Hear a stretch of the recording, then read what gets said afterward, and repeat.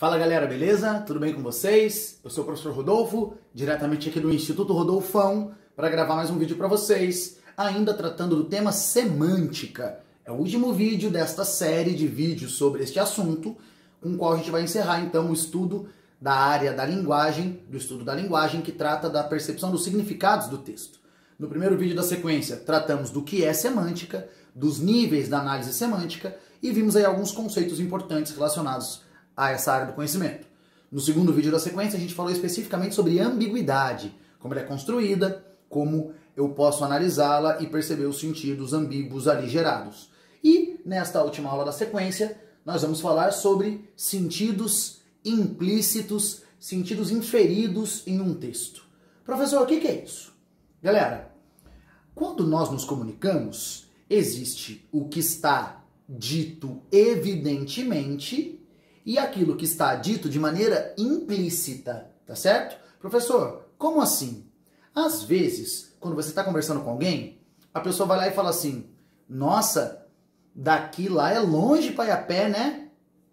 Essa pessoa não disse eu não quero ir a pé. Ela fez um comentário que daqui lá é longe.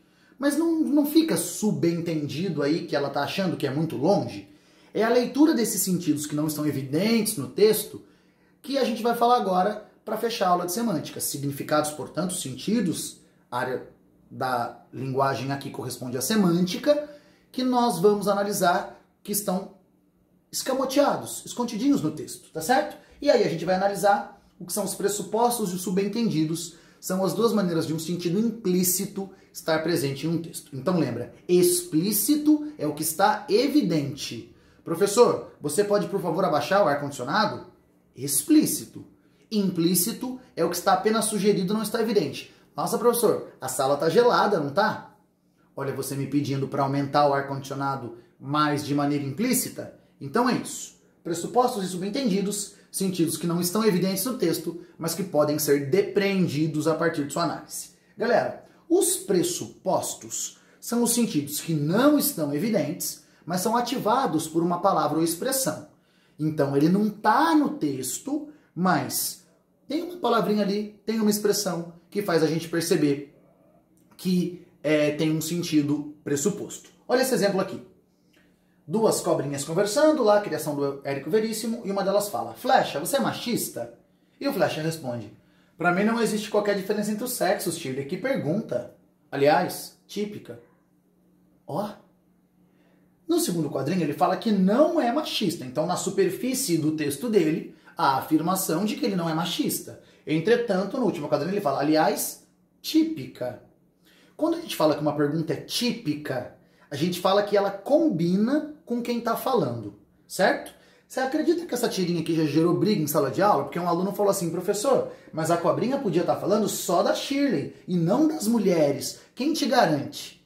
E eu falei: jovem, o que me garante é o fato de ser um diálogo entre cobras, não ser um diálogo real, feito por um escritor que queria discutir um assunto. Por que ele ia querer discutir só a Shirley e não o contexto da visão machista do Flecha dentro da tirinha, se ele colocou esse assunto na pauta, né? Então, assim, a gente tem que tomar cuidado quando a gente lê textos que são expressivos, textos que são criação de um autor para veicular uma visão de mundo, fazer uma crítica, etc. Eu não posso compreender esses textos como um diálogo comum do dia a dia, certo? Então, o típica aqui é típica de mulher, não típica da Shirley, especificamente.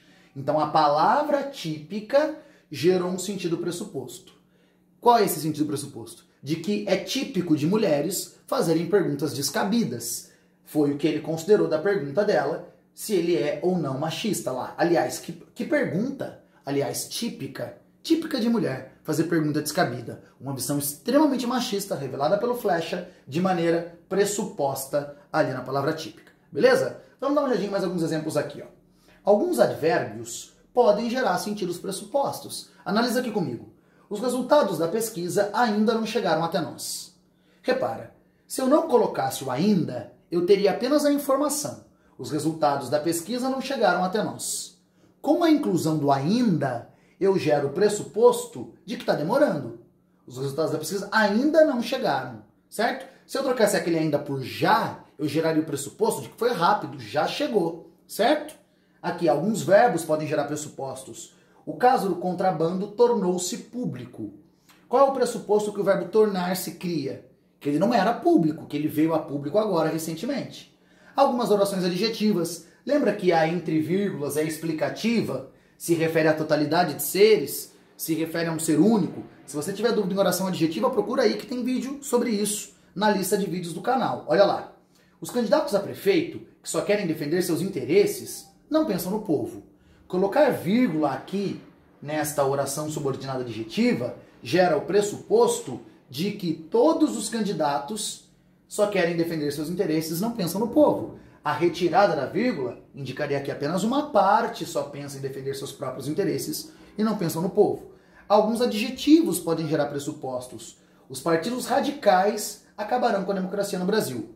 Qual é o pressuposto que usar o adjetivo radical cria? Que os partidos que não são radicais não vão acabar com a democracia. É o radicalismo que pode ser o problema. Algumas conjunções também podem gerar sentidos pressupostos. João é político, mas não é corrupto. Repara, o mas cria o pressuposto de que o político geralmente é corrupto. É a visão de mundo revelada pelo falante dessa frase aqui. Então repara, sentidos pressupostos são aqueles que não estão evidentes no texto, mas podem ser depreendidos por alguma palavra ou expressão, são ativados por alguma palavra ou expressão. Esse é o sentido pressuposto. O sentido implícito subentendido é aquele que nem palavra ou expressão ativa. É aquele que eu só percebo analisando o contexto.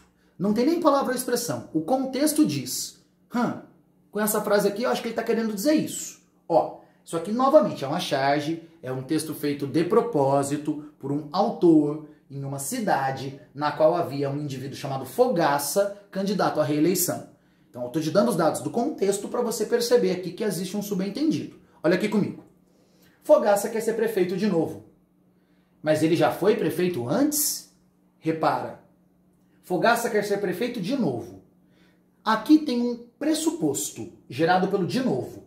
Aqui não é subentendido. Nesse primeiro quadrinho, ou melhor, nesse primeiro balão, tem um pressuposto gerado pelo de novo. Você até poderia dizer que aqui tem uma ambiguidade, e tem mesmo. Ele quer de novo, é a segunda tentativa, ou ele já foi uma vez e vai tentar de novo a reeleição? Como eu te dei o contexto, você sabe que aqui o pressuposto é que ele está querendo se reeleger. Embora sem contexto isso não fosse possível, porque poderia ser que ele está tentando novamente. O subentendido está aqui, ó. Mas ele já foi prefeito antes? Galera, se fosse um diálogo real, você poderia imaginar, essa mulher não sabia que ele já tinha ganho a eleição uma vez. Mas eu estou dizendo, é uma charge de uma cidade em que havia um candidato chamado Fogaça. Portanto, existe aqui um subentendido. Qual é o subentendido criado pelo autor da charge? Que o Fogaça, enquanto prefeito, não fez muita coisa a ponto de a mulher aqui considerar que ele nem tenha sido prefeito de fato. Certo? Então tem uma crítica à atuação dele como prefeito num subentendido contido neste quadrinho aqui. Certo? Tem um grande estudioso da língua da história, que é o Manguenot, que ele vai ter uma definição de implícito que eu acho bem legal. Olha o que ele fala do subentendido aqui. Os subentendidos, diferentemente dos pressupostos, são conteúdos implícitos pragmáticos, isto é, inferências tiradas do contexto pelo coenunciador, com a ajuda de um raciocínio mais ou menos espontâneo que se apoia nos princípios, as leis do discurso, que regem a atividade discursiva. Repara que o Manguenot chama o ouvinte de coenunciador. Você, quando ouve a minha aula, você não é passivo, você coenuncia, você enuncia junto, porque é a atribuição do sentido que você dá ao que eu falo que gera o meu texto. E ele também insere uma questão aqui. O subentendido depende de um raciocínio mais ou menos espontâneo. Para você entender um subentendido que eu crio, é necessário que você desenvolva um raciocínio sozinho, porque o meu texto não vai te dar a informação completa. Quer ver alguns exemplos? Ó, quando sai de casa, não se esqueça de levar um casaco. O filho que ouve isso e é desatento fala, mas por que, mãe? O filho que é atento coenuncia, participa da enunciação e pensa, nossa, vai esfriar então, a minha mãe deve ter visto isso. Você percebe? Aqui, a sala está gelada, né? Um professor desatento pode falar, nossa, tá mesmo. Mas um professor que percebeu, que enunciou junto, que fez o raciocínio espontâneo, pode pensar, eu vou pedir para aumentar um pouco a temperatura. Vocês estão entendendo o que o Manguenot quer dizer com raciocínio mais ou menos espontâneo do coenunciador? Olha o último aqui. Você tá de carro ou vai embora a pé? Quer dizer, o que está subentendido aqui? Você quer carona? Ou poderia ser um pedido de carona também, vai depender do contexto, certo? Então, galera, o subentendido, ele depende desse raciocínio mais ou menos espontâneo de quem ouve, né? Nossa, essa coxinha aí tá boa? É você que precisa decidir se isso foi ou não um pedido de coxinha, beleza? Então, pressuposto é o sentido implícito ativado por uma palavra ou expressão do texto.